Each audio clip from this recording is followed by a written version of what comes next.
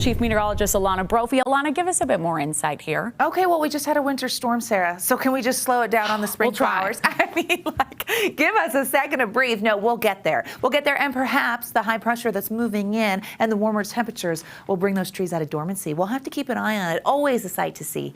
That's also the case down in southern Utah, Monument Valley. Tell me that's not a gorgeous view. And yes, we have some cloud cover towards the Four Corners. If you haven't visited this, put it on your Utah list because it is stunning. Happy first day of spring, everybody. Spring equinox was at 3:01. That's when Earth's axis is tilted, not towards the sun, not away from it.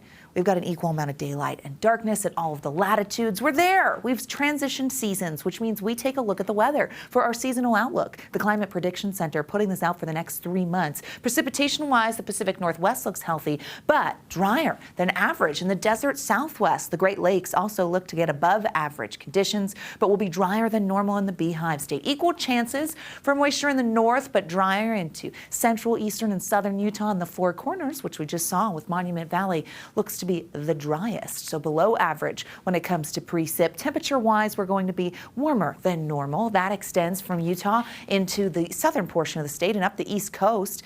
We'll see those temperatures running on the warmer side, so a little milder perhaps as we get through the next 3 months. So not a tremendous amount of precipitation and a bit warmer. So that just means our late season winter storms, well, they were beneficial, really helped us out. My view from the ABC4 studios, we've got temperatures sitting in the 40s. The breeze is out there. The cloud cover is breaking apart.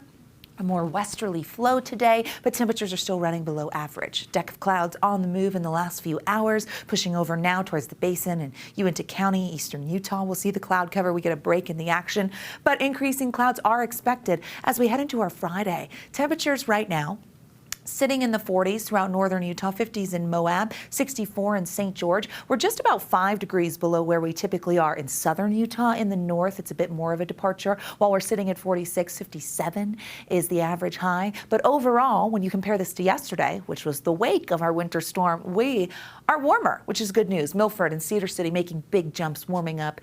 Spring often means temperature swing, and we'll see a lot of that in the coming weeks. 40s turning to 30s by ABC4 News at 10. Partly cloudy skies and 38 degrees. So the clouds breaking apart just a little bit. We were mostly cloudy this morning, and it's as this low tracks out of the area. Brief window of high pressure as we roll into our Friday, but then late Friday, we do get the chance of some valley rain and mountain snow as another system will impact northern and central Utah. The core of that moisture seems to stay to the north of us, but it keeps us unsettled for our Saturday, drier Sunday, and then by early next week, a ridge of high pressure begins to build through the west. That ridge is going to act as a storm block and keep us dry, but it's also going to allow for our daytime highs to hit average and then soar above them. Okay.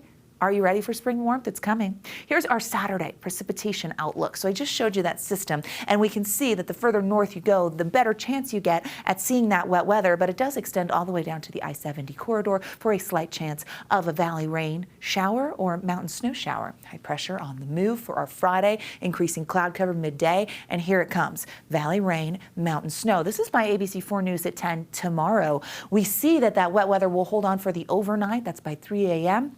And into Saturday morning, cold front will pass through. We will see that moisture. The snow level looks to stay at about 6,500 feet. We do get some spotty showers in southern Utah. The mountains could pick up 4 to 8 inches, maybe up to 10 in the Cottonwoods. We'll see just a few inches in the central mountains. And our mountain valleys will be rain, but that will transition to maybe an inch or two of snow. So just be forewarned that could happen. 40s and 50s, especially if you have plans to go to Park City or Morgan. 61 in Moab, 70 in St. George tomorrow. And the warmth in southern Utah, it doesn't take no for an answer. We keep on going. How about some 80s? Spring definitely sprung with the mid-80s by the middle of next week. Check out the Wasatch Front where you're going to see those temperatures climbing, and we get above average quickly with that ridge of high pressure.